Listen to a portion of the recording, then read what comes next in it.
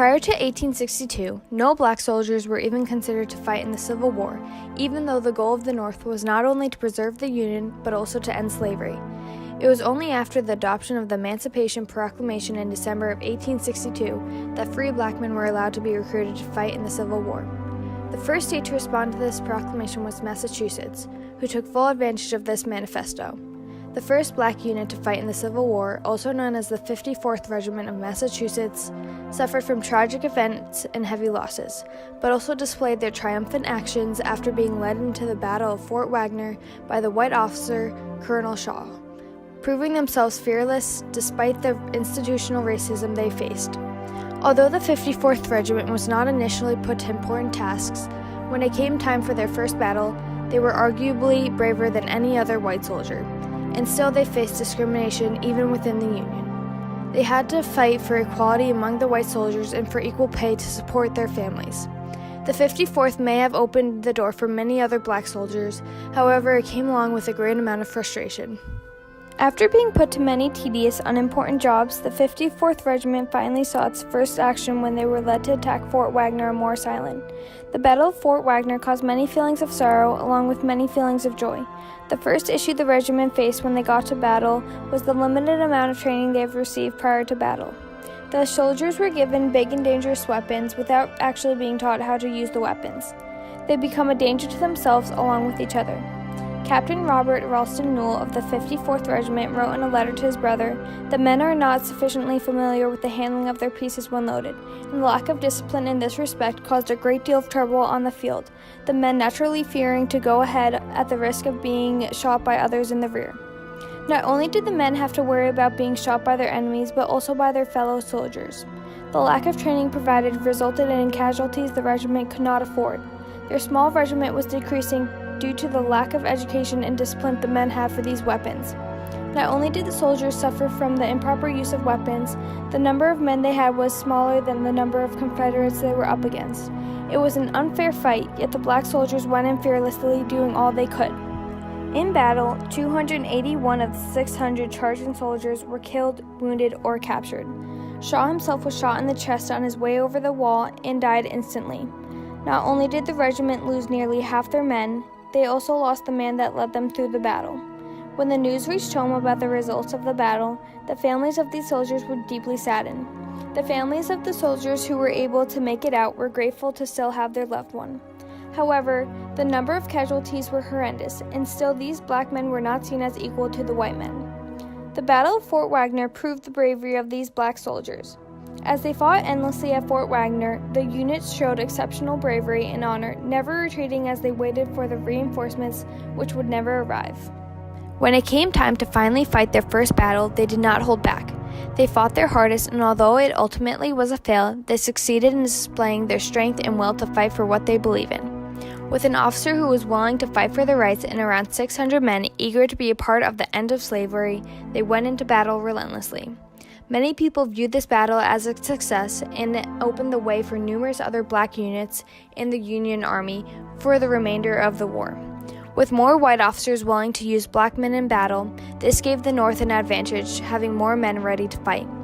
The black men were beginning to be viewed as equal to the other white soldiers, and although a tragedy, the Battle of Fort Wagner and the 54th Regiment is what led to this change.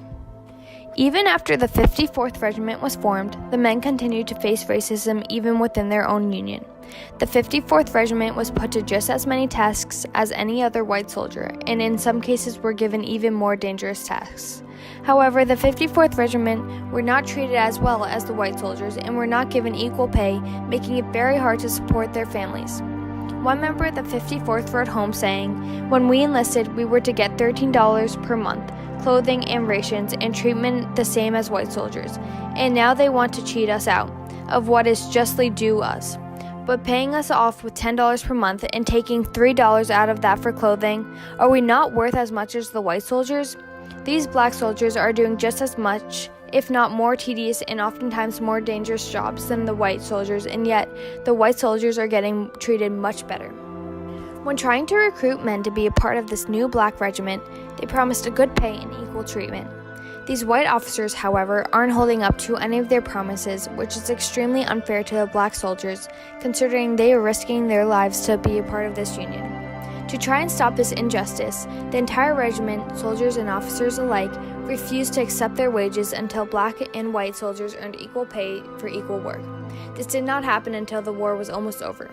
Many men came to fight in this war to put an end to slavery and stop discrimination, and yet they were having to face these unfair consequences of having a different skin color in the place that supposedly is trying to put an end to it. Whether these men enlisted to fight for what they believe in or whether it was to be able to support their family, these men are making just as many sacrifices as the white soldiers, yet no one would know based on the way they are being treated.